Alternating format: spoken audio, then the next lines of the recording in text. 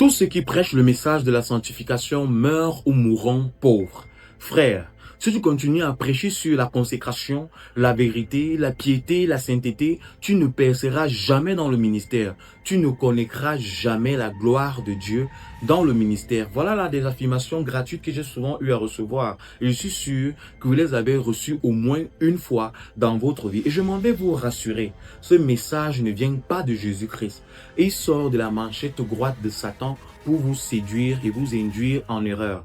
Faire de vous des abeilles qui se grappent autour du miel, de la luxure ou de la pitance terrestre. À tous les porte-voix de ce message erroné, je m'en vais vous poser deux questions fondamentales. Qu'est-ce que le ministère selon la nouvelle alliance? C'est donc quoi la gloire de Dieu selon la nouvelle alliance? À la fin de ce message, vous allez aussi comprendre la raison pour laquelle il est important pour vous, chrétiens, enfants de Dieu, pour vous, serviteurs de Dieu, pour moi, serviteur de Jésus-Christ, de cette génération, de prêcher sur la sanctification, la consécration, la vérité, la pureté, la sainteté et la piété dans cette génération. Nul besoin de se lancer dans une analyse stratégique de l'Église aujourd'hui. Nous constatons, chacun d'entre nous, et même de manière empirique, qu'elle est devenue le terrain fertile des ruissellements théologiques issus des individus dépouillés de toute substance spirituelle. Ce sont des dieux du vide, ce sont des tombeaux blanchis. Comme nous le dit Matthieu, le chapitre 23, à partir du verset 27, il est écrit ceci. Malheur à vous, scribes et pharisiens hypocrites, parce que vous ressemblez à des sépulcres blanchis qui paraissent beaux au dehors, qui au dedans sont pleins d'ossements, de morts et de toute espèce d'impureté. Le Seigneur Jésus-Christ qualifiait déjà ces individus d'être des tombeaux blanchis. En réalité, ce sont des hypocrites. Ils se jouent des vertueux alors que ce sont des concupiscents en puissance. Ils n'ont rien de Dieu, rien de Jésus-Christ. Le Seigneur les qualifiait déjà d'être des marbres spirituels. Le Seigneur Jésus-Christ les a également qualifiés d'ossements de mort, comme pour dire que dans leur communauté, on ne retrouve que des personnes mortes spirituellement. Lorsqu'on prend un corps et qu'on le jette dans une tombe, quelques mois ou quelques années plus tard, on ne vient retrouver que d'ossements de mort. Ainsi, toutes les âmes qui entrent dans leur communauté ne deviennent que des ossements de mort. Don Roi, le chapitre 13, vient donc donner raison à l'appellation ou la qualification que le Seigneur leur a donnée. Dans ce chapitre Don Roi 13, on voit comment le vieux prophète détourne le jeune prophète du chemin de la vérité pour l'entraîner à la mort. C'est ainsi que ces vieux prophètes, ces vieux apôtres menteurs et serviteurs de Satan et même de maman induisent plusieurs jeunes à la perdition en leur inséminant ce message de mort qui est celui de combattre la sainteté, la vérité, la sanctification et la piété dans le Seigneur Jésus-Christ. Le verset 27 poursuit en nous disant qu'ils sont remplis de toute espèce d'impureté. Ça veut dire que toutes les semences possibles d'impureté qui existent, on les retrouve en eux. Raison pour laquelle ils sont réfractaires à la prédication de la vérité, à la prédication de la sainteté. Parce que en eux se retrouvent des germes qui les portent de manière naturelle et spontanée à combattre l'évangile de la vérité. Lisons ensemble les conseils que l'apôtre Paul passe à Timothée, serviteur de Jésus-Christ. Il lui dit ceci dans 2 Timothée, le chapitre 2, à partir du verset 22. Il est écrit ceci. Fuis les passions de la jeunesse et recherche la justice, la foi, la charité, la paix avec ceux qui invoquent le Seigneur d'un cœur pur. Dans les passions de la jeunesse, on retrouve en majuscule l'impureté. Fuyez l'impureté, fuyons l'impureté. Toutes les personnes qui concrétisent le message de la vérité ont ceci en commun. Ils sont vaucrés dans toute espèce d'impureté, acceptent toute forme d'impureté, digèrent toute forme d'impureté et copulent ou cohabitent avec toutes les espèces d'impureté possible. Or, l'apôtre Paul viendra justement demander à Timothée de fuir les passions de la jeunesse, la distraction. Tous ces faux prédicateurs qui sont aujourd'hui en nombre sur la terre sont là uniquement pour vous porter à la distraction, de telle sorte que vous ne soyez pas efficace entre les mains du Seigneur Jésus-Christ.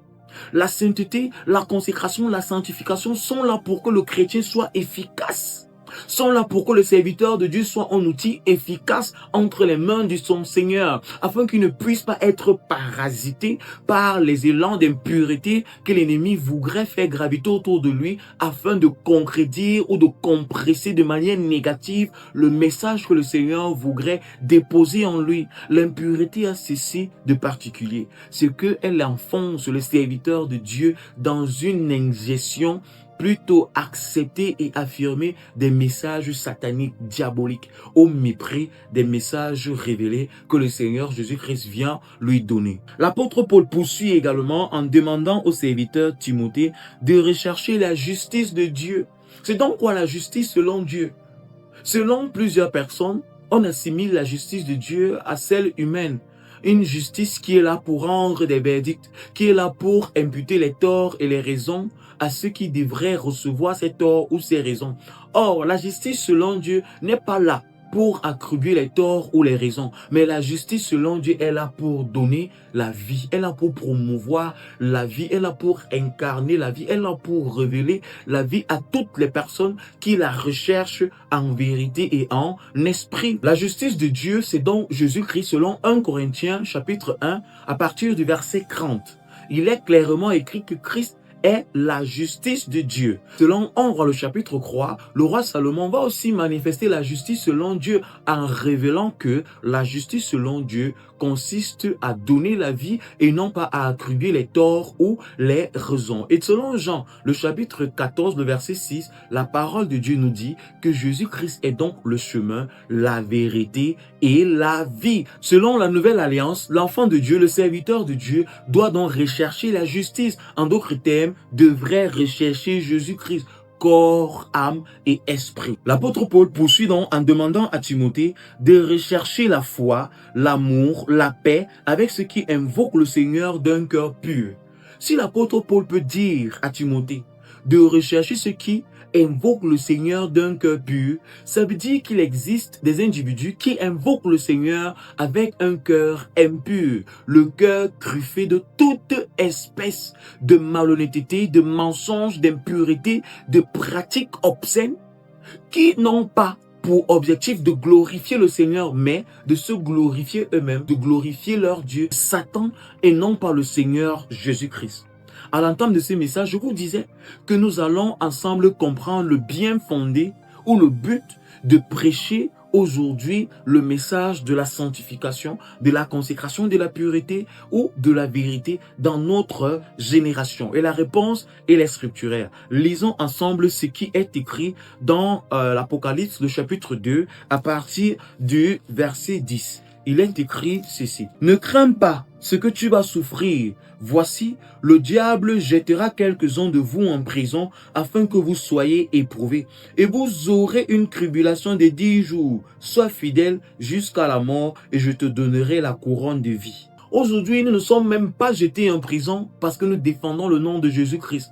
Nous n'essuyons que des menaces de mort, que des insultes, que des ignominies, je dirais primaires. On ne passe même pas encore à l'épée, juste à cause des petites humiliations. Plusieurs parmi nous rejettent déjà le nom et l'appartenance du Seigneur. Aujourd'hui, nous prêchons donc le message de la sanctification, de la consécration à Jésus, de la vérité, justement pour préparer cette église-là, pour que nombreux de nos enfants qui naîtront soient prêts à accepter le sacrifice ultime pour le glorieux nom de Jésus-Christ. Nous acceptons déjà l'ignominie, nous acceptons l'insulte, nous acceptons les invectives, nous acceptons la solitude. Nous portons sur nous d'essuyer la honte, nous portons sur nous d'essuyer la réclusion sociale. Nous acceptons à cause de Jésus-Christ qu'on nous rejette dans les communautés, que les frères nous rejettent. Je suis fier de porter le rejet à cause du nom de l'évangile. Moi, ça me réjouit d'accepter de prêcher le message de la sanctification, de la consécration, de la vérité, de la pureté, de la sainteté et de ne recevoir que des insultes. Ça me réjouit davantage. C'est une force pour moi. Ça me montre à quel point Jésus-Christ est vrai et qu'aujourd'hui, il y a de nombreuses personnes, comme l'apôtre Paul avertissait encore à Timothée, il y a de nombreuses personnes qui prêchent le Seigneur avec un cœur impur et que nous devons donc prêcher le message de l'évangile avec un cœur pur.